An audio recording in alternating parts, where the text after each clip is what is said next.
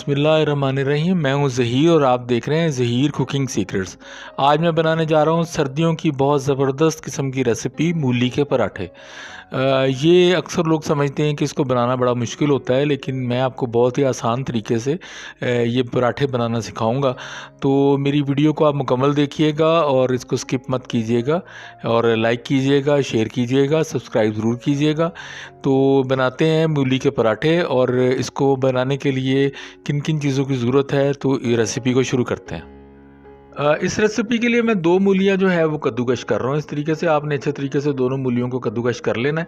इसके बाद मेरे पास मलमल का कपड़ा है, तो मैं इस कद्दूकश की मूलियों को मलमल के कपड़े में इस तरीके से ऐड करके उसको अच्छे तरीके से निचोड़ लूँगा। अक्सर लोग उसको वैसे ही हाथों से निचोड़ लेते हैं, जिससे पानी जो है वो मूलियों में रह जाता है, जिसकी वजह से उनकी रेसिपी ख़राब हो जाती है। तो आपने ये नहीं करना, आपने मलमल का या कोई भी कपड़ा लेके उसको अच्छे तरीके से उसमें से पानी निकाल लेना है इस तरीके से।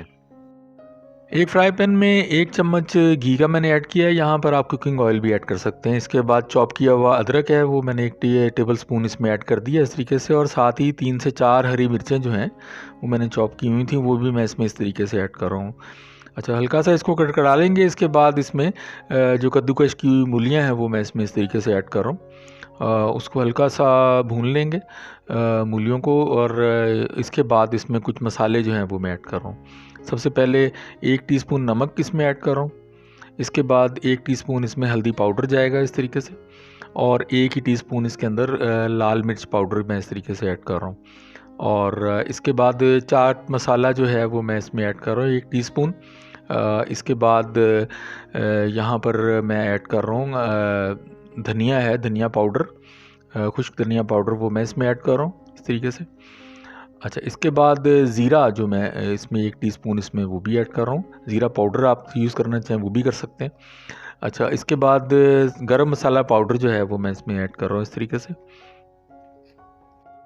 अच्छा, इसके बाद मूलियाँ जो हैं वो थोड़ा पानी छोड़ेंगी, तो आपने पानी को फ्राई पैन में इस तरीके से खुश्क कर लेना है। तो थोड़ा-सा आप इसको भून लें ताकि जो पानी है वो खुश्क हो जाए इस तरीके से। बस सिर्फ़ पानी खुश्क होने तक आपने इसको पकाना है इस तरीके से। और इसके बाद हरा धनिया जो है वो मैं 1 मुट्ठी भर जो है इसमें मैंने इस तरीके से ऐड कर दिया, और इन सब चीज़ों को जो है वो आपस में मिक्स कर लेंगे। अब एक बर्तन में मैं 3 कप आटा ऐड कर रहा हूँ इस तरीके से, और मेरे पास ये चक्की का आटा है। अगर आपके पास कोई भी नॉर्मल आटा जो भी आप यूज़ करते हैं वो आप ऐड कर सकते हैं इस तरीके से। अच्छा, इसके बाद 1 टीस्पून इसके अंदर नमक का इस तरह जाएगा, ये लें। और इसके बाद 1 ही टीस्पून इसमें अजवाइन इसमें मैं ऐड कर रहा हूँ। अजवाइन का बहुत ज़बरदस्त टेस्ट आता है, और ये पेट के लिए और सेहत के लिए बहुत अच्छी होती है।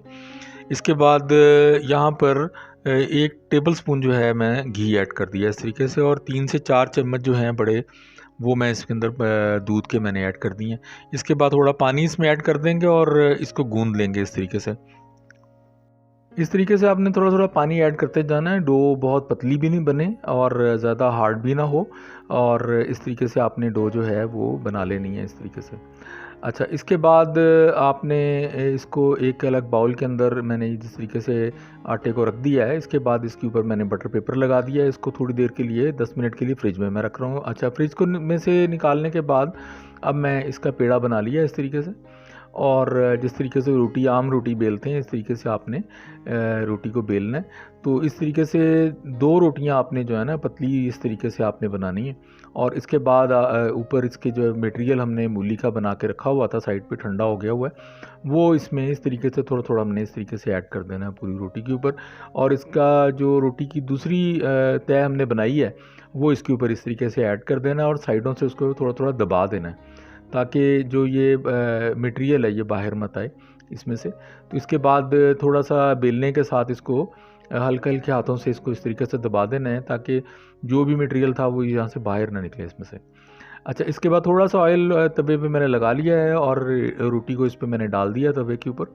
इस तरीके से आपने जब देखना है कि थोड़ी एक साइड पक गई है तो साइड को पलटा के इसके ऊपर हल्का हल्का दोबारा से ऑयल या घी जो है उसको मैं इस तरीके से ऐड करना है, और दोनों साइडों से इस तरीके से आपने इसको अच्छे तरीके से रोटी को पका लेना है। तो इस तरीके से एक साइड अब बन गई है, तो अब दूसरी साइड जो है वो भी मैं इस तरीके से इसको ऊपर घी लगा के इसको पलट लूँगा इस तरीके से। मैंने ये मटेरियल जो है वो तकरीबन 3 पराठों के लिए मैंने ये बनाया था, जिसमें मैंने 3 का पाटा और 2 मूलियों का इस्तेमाल किया है इसमें।